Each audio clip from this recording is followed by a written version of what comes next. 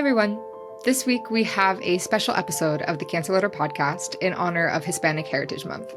We have 3 leaders in oncology on the podcast today whose research focuses on identifying and solving health disparities specifically in the Latinx community. I'll turn over the moderator mic to Ruben Mesa, who is president of the Advocate Health Cancer National Service Line and president and executive director of the Atrium Health Wake Forest Baptist Comprehensive Cancer Center. But first, I will very quickly run through last week's headlines. Our cover story was the latest episode of The Directors, which is a special segment of the Cancer Letter podcast. In that episode, Stephen Artandi of Stanford Cancer Center and Eric Weiner of Yale Cancer Center had a meaty and detailed conversation about how looming policy changes, quote unquote, reverberate through oncology. They talked about H-1B visas. They got really into the nitty-gritty. It's an excellent conversation. Also last week, ASCO and Google Cloud wrote a guest editorial outlining their shared vision of using AI in oncology. And I wrote a story about Frank McCormick, KRAS pioneer and winner of the inaugural Stevenson Prize for Cancer Research. With that, I will gladly pass the mic to Dr. Mesa. Well, hello, everyone, and welcome. Joined by 2 wonderful colleagues today as we are celebrating Hispanic Heritage Month and coming to the Cancer Letter a year after we had a discussion last year, and it's been what a year it's been, and looking forward to us unpacking a little bit of the issues of cancer in Latinos. How have things evolved since last year with the challenges that we face, battling cancer overall, but additional challenges as well as strategies for dealing with those challenges that have been evolving.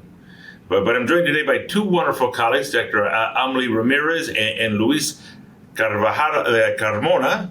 I probably cannot do adequate justice to their titles and evolving roles. So maybe, Amelie, why don't we start with you? Great. Good morning, and thank you so much. I'm Amelie Ramirez, Professor and Chair of Population Health Sciences at UT Health San Antonio, and the Associate Director for Outreach and Education for the Mesa Cancer Center. Wonderful. Luis? Good morning, everyone. I'm Luis Carvajal Carmona. I'm a professor here at the University of California Davis School of Medicine. I also act as an Associate Vice Chancellor here. Wonderful. Well, all of us as cancer leaders, cancer center leaders, and leaders in this field, we know that we start a bit with the issue of the problem. So before we get into the challenges that have occurred over this year and strategies, much to talk about kind of the core issue. So first, Amelie, I know with the many hats that you've worn, you certainly have been a driver at helping to define what is the issues that are specific for Latinos as it relates to cancer. We'll give a shout out, of course, to the wonderful meeting that you'll have coming up next year that focuses on this very topic. Great. Thank you so much. It's really been a mission of mine to really raise the flag on the importance of looking at the Latino population, right? We represent almost 20% of the U.S. population, and cancer there for a while was the leading cause of death among Latinos. Now it's again neck and neck with cardiovascular disease, but we have such little information on what is, attributing to that. We know that one of the major issues obviously is access to care. But there's other cancers that are beginning to emerge in our population that we all need to focus on, such as liver cancer. We were some of the first here in South Texas to show that we had higher rates of liver cancer in Latinos compared to Texas and the rest of the nation. But we're also seeing other GI, issues such as stomach cancer that are on the increase. Our population is also affected by younger age. We're diagnosing younger age populations in Latinos with the different types of cancer. And breast cancer is the leading cause of death for our Hispanic women. These are facts that are not well understood, and I think we as researchers need to bring to the forefront to continue bringing solutions to our community, which are also dependent on economic status and education. So it's really a holistic approach that we need to take. Wonderful. I was on a call last week with my mother, who she's a Latina, of course. Both my parents are from Cuba, and she was celebrating 15 years as a breast cancer survivor. Wow. Congratulations, yeah. Just fantastic to be able to celebrate with her. And I reflected, why was it that I was able to celebrate with her as a survivor and not be here, sad that I had lost my mother to breast cancer many years ago. And as I thought about that, I think there were really kind of two key drivers. The first was all of the efforts in cancer research that had preceded her being diagnosed. Advances in how we detect cancer, in the surgical procedures, in adjuvant radiation therapy, and the medical therapy, including hormonal therapy, that helped her both overcome her cancer and not relapse. Second, that her cancer was caught early. Such a crucial piece. And at the point in her arc, she was already at that point when she had cancer. She was a U.S. citizen. She had insurance. She was employed. But if she had been lacking those things, maybe her cancer would not have been caught early. She could have had a late stage presentation, that she may not have had the other aspects in terms of health that she might have had otherwise. Now, Luis, I know one of the areas that you study is really about both cancer prevention and health promotion in migrant Latino populations. And I'm mindful, again, that my mother, got to benefit from her status as a citizen, but we know that this clearly is not the case for all. So what are some of those things that you have learned with your work, and is that even harder in this current era? Yeah, thank you, Ruben, for highlighting that. It has been harder because of the intersectionality between being a Latino and being a migrant, and many of the migrants in this part of California are also undocumented migrants, so they are under more pressure now to seek cancer prevention and healthcare in general. And I will say that, the example of your mother, very happy to hear about your mother, Ruben, about her survivor of breast cancer. It's a good example of how heterogeneous are the Latinos in the US. So we are not a monolith. There are many Latinos like us who have access to healthcare, who have been educated and have been lucky to have a lot of privileges in the society. But I would say that our efforts to lower the cancer burden in Latinos should focus on the more marginalized communities, and I will say migrant populations, particularly migrant rural farm worker populations are among the most marginalized, right? So we have done a lot of surveys here in California, Central Valley of California, where we have every possible driver of disparities, and we see groups that are particularly vulnerable. Solo migrant men, those men who come from Mexico here to work in the fields. Latina homemakers who are also migrants. They have among the lowest screening rates for cancers. We increase a bit the screening rates, the access to healthcare, and the health promotion, because it's not only about access to healthcare, there are multiple drivers that are also close to our culture. We could have big advances. In terms of cancer prevention, we have done an intervention here on colon cancer education, and we have seen that colon cancer screening rates among these vulnerable communities are less than 40%. So there is a lot of work that needs to be done in order for us to address those disparities. And Ruben, if I can, I'd like to build on just a comment that you made earlier in terms of survivorship. What we're seeing in our Latino population is that we do not have good survival rates. And right now there's about 20 million cancer survivors nationwide, and about a fourth of them are Latinos. And we need to do a better job. But part of it goes back to exactly what Luis was just saying, that it's not, the early detection has not been there. They haven't been coming in early enough for the screening. So all of those things are connected. Recently we had a large task force of 12 Hispanic researchers from across the country to ask, why did cancer become a leading cause of death, a couple of years ago? And access to care was one of the major issues that the group identified. Indeed, it's one of these things that, they ask kind of what keeps you up at night. This is clearly one of them. In the hats I wear now, I both lead our NCI Comprehensive Cancer Center for Wake Forest, but I'm also president of our cancer service line, both here in North Carolina and more broadly in Illinois, Wisconsin, Georgia, and wherever Advocate Health goes. And as we look at our data, it had been seen several years ago that our Latino men and the rates of colorectal cancer screening were clearly lower than other groups, because as we've tried to incorporate social determinants of health and other aspects into our populations, we all know as cancer researchers that, prevention screening is so central to really trying to make an impact. Until we have dramatic changes in how we treat cancer, catching cancer early or preventing it is essential.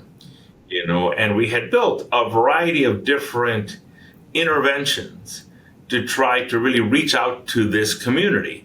And again, there's several factors. One, men and how they utilize healthcare may be different. Two, there's health literacy issues. There's practicality issues. Again, being able to, you're an hourly worker, and being able to obtain, preventative services during business hours, is a barrier, or concerns about insurance, and even now immigration status, had always been a bit of a concern, but it's a much greater concern, when there is, a fear of a very aggressive stance in terms of trying to find individuals that are undocumented. So I have a lot of concerns, and I'm particularly concerned about, the changes in terms of, Medicaid or the Affordable Care Act or other things are going to further limit that, because we know that, again, if you are fortunate to have a screening, what comes next is a key part as well. Who pays for the subsequent procedure? Let's say you have a stool-based test. Who pays for the colonoscopy? If you need a surgery, who pays for the surgery? All of these key things. So we represent kind of three different parts of the country in some ways. Texas, a red state, although Bexar County, certainly a very supportive county for their citizens, where you're at, Amelie. I'm in North Carolina, which is very much of a purple state in many ways, and Luis, perhaps things a bit more open in California. But as it relates to kind of the changes with Medicaid and other changes, concerns that you guys have as it relates to some of these challenges for patients getting access. Yeah, it's huge, Ruben. It's really, and it becomes more difficult. Those of us who are really into prevention research, we've had our hands tied for the longest time, right? If we try to promote more screening, what do we do if a patient gets diagnosed and they don't have health insurance? And so we're always left with that burden, and our safety net organizations right now, I tell everybody, they're like a really a quilt that's been well used, and the stitching is becoming, it's beginning to be frayed, and so if there's a lack of support for our safety net organizations, and then with a decrease in coverage, healthcare coverage, we're going to have a major problem on our hands. Less people are going to be able to be screened and given the treatment that they need. And I would add that even in California, where we have, Medical, which is our Medicaid program, that is open to all California residents regardless of immigration status. There are concerns here. There are multiple drivers of this. If the premiums go up, right, that is going to deter many people to seek enroll in these programs. So it's not only about money. It's about other aspects that are going to influence if people seek preventative health cares. But going back to Ruben, like something that has proven very effective for us to improve and do this, and Amelie has done it amazingly well in Texas, is to work community health workers and promotoras, and to go and provide the screening where the people are at the times that works for them. We here during the pandemic, we did that with mobile vans for free COVID-19 testing, and we used to go to visit the farm worker communities outside working hours in migrant centers, in places like that, where we knew they were going to be there. So I think, as cancer centers leaders, we also need to think about making our centers more of a matrix in terms of community matrix, in terms of don't wait for the patients to come to the physical being of the center. Go and provide the service where they are. That is an effective way to improve the situation a bit. Yeah, and I think we need to increase our patient navigation services as well. As Luis said, it's one thing is to identify, but then even the mystery of how to go the next step. And so this kind of cross work between our healthcare system and our community outreach works needs to flow seamlessly. We've been working in an area with persistent poverty with men to get them to come in for colon cancer screening. And the patient navigators have really made a big difference. But there's also a cultural factor there, particularly with the Latino males, that they really avoid the colonoscopy. And so with these new medical advances that we're getting, perhaps we need to think of other tests to use to see if we can get some of that early detection going on at a lower cost and still just as effective. And I would add to that, Amelie and Ruben, that the culture is very important. So we work here a lot with promoters, and we go and talk to the community often, right? And there's a lot of misconception about, for instance, colon cancer prevention is only colonoscopy. People don't know that there are other tests, and also in most Latin American countries, endoscopies are done without sedation, so it can be very traumatic. So that's an extra deterrent that we didn't know much about it until we went and talked to the people. Now, there's a couple of areas that I'm hopeful for. I'm wondering if you guys have been able to leverage these at all. We're with our center in our system trying to leverage, opening opportunities as it relates to approaches for rural healthcare, as well as kind of the emphasis on kind of chronic diseases. Realizing again there are aspects of the metabolic syndrome, diabetes, others that are important for health overall, of course, but certainly can be drivers in cancer. Amelie, maybe starting with yourself. I know that, again, you've been very passionate for your Institute for Health Promotion Research, which is, really such a wonderful way to look at this. Because, again, trying to separate out prevention of cancer from prevention of cardiovascular disease, they're all tied together. So any ways that your team is kind of hoping to leverage some of these different areas of focus, that might be beneficial. Thank you, Ruben, for that question.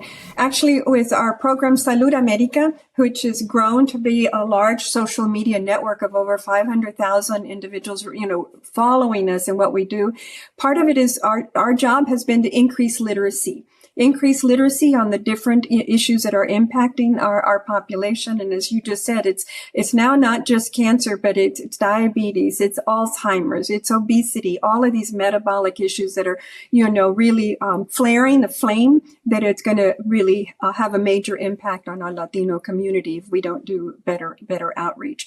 But the strategy that we've been incorporating is really identifying positive role models from the community. Because oftentimes paid advertising doesn't work, but if you get somebody from the community who gives you a testimony about why they went in for screening or what it meant to them, makes a big difference. Like one of our cancer survivors said, she said, I used to ask God, why did he send cancer to me? But now I know. Now I can make a difference through research and contributing my knowledge to help others. So there's these different strategies that we try to use, but we try to also educate on the different risk factors within our community. So it's very important that we take more of this comprehensive approach to education. Wonderful. And Luis, I know that there are, very significant kind of rural pockets that you've studied, and they're in California, particularly amongst kind of the farming community. Any lessons that you guys have leveraged or kind of new approaches that you're trying to employ? As I said earlier, I think the key for us to really advance equity is to be willing to listen to them, to build trust, and to meet them where they are. the model that we are working here with community health worker has been very effective, right? We have a promotora school. We call them the embajadora school. So in our group, we have a training program where we teach them about health promotion and cancer specifically. There is a program here in California called CalAIM that is now going to recognize the time of the promotoras in community health centers, and the school is for that. And they are, or embajadoras or ambassadors, the people listen to them because they trust them, they speak the language that they speak, right? Mm-hmm. Not only Spanish, but also being able to communicate that in that culturally sensitive way. So I think the lessons here is to actually meet the communities where they are, listen to them, and have a true, meaningful and bidirectional communication, where your research and implementation efforts are informed by the people out there in the community.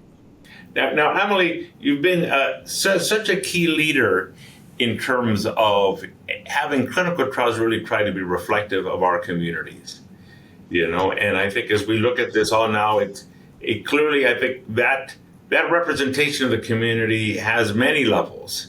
It clearly includes, a heritage, it includes culture, includes gender, it includes age across the lifespan. It includes, rural versus urban versus, suburban. These are all very different. How are those efforts going? And again, are you seeing challenges? I remember the catchment area from the Mesa Cancer Center very well, as a Latino majority population. Are you seeing different challenges in terms of clinical trial participation now than you did kind of, let's say a year or two ago? We're making small advances. I think one of the things that we have been focusing on doing as part of our outreach and education is encouraging a change in intentions to participate if an individual is offered a trial, right? Because we're starting from ground zero where they really don't understand a trial. I've always encouraged our researchers to talk about it more as studies so that the trial doesn't have that negative, like I'm going to be placed in front of a jury or like, more politically related, that this is really a study. We want to learn more about how we can help you clarifying the ideas of what a placebo is, helping them understand what randomization means. So we're trying to do kind of pre-education and ask them, should you be offered a trial? Would you be willing to participate? And we are definitely seeing intentions to say, yes, I would now that I have this knowledge. But then again, I go to our researchers and ask them, what are you doing with regards to your eligibility criteria? Are you ensuring that your eligibility criteria is also inclusive of our population? And, how can we help you with that? Are you making sure that your messages are available in English and Spanish and are going to, different places to ensure that we have recruit those individuals? So those are some of the things that we're seeing, and we are beginning to see an uptick in individuals saying, yes, I'm willing to participate. And again, through support that we received from Genentech, we were able to, disseminate this on a national basis. Now we have other centers coming to us and telling us, we're under recruiting with Latinos. Can we work with your Salud America program to help us accrue patients? So definitely this breaking it down into steps and educating the community has been critical. So maybe each of you, and, I'll start off, what is kind of one key thing that you think is important kind of for this next year as it relates to kind of advancing the science of cancer research for Latinos? I'll say from my end, I think clearly a strong emphasis on our trainees, to trying to have our trainees, remain passionate about the mission against cancer, and realize that mission is there, it's key, and that, thinking about their mission broadly, both in terms of federal sources of funding, foundations, other creative collaborations really are key. And really to look at the opportunities really kind of holistically. But I'm keeping that trainee piece very much on the radar. Luis, how about yourself? I agree with the trainees. We need to support mentees more than ever this year.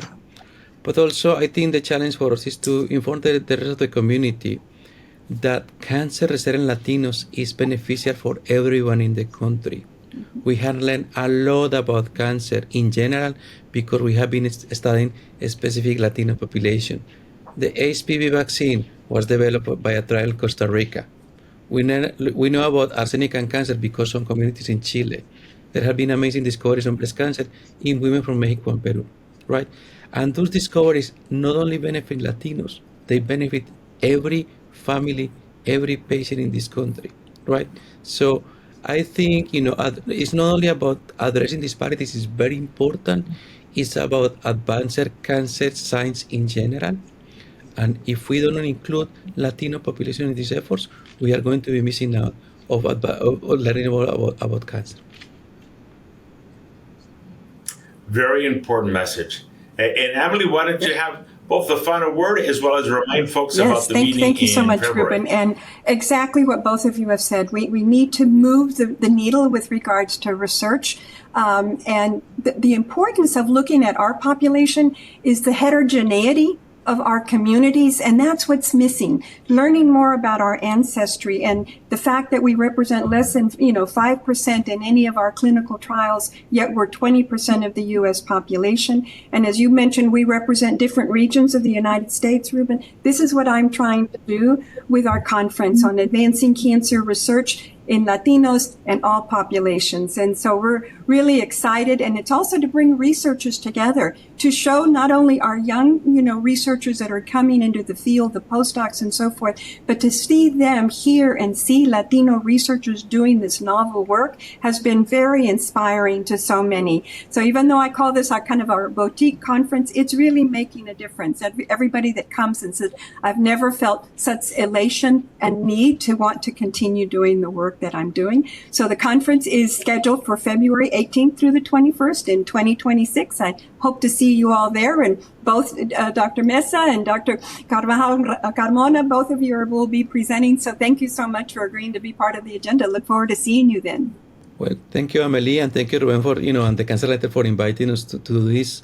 I really appreciate that the Cancer Letter is doing this in Latino Heritage Month. Yeah. So thank you. I'm happy to do it every year.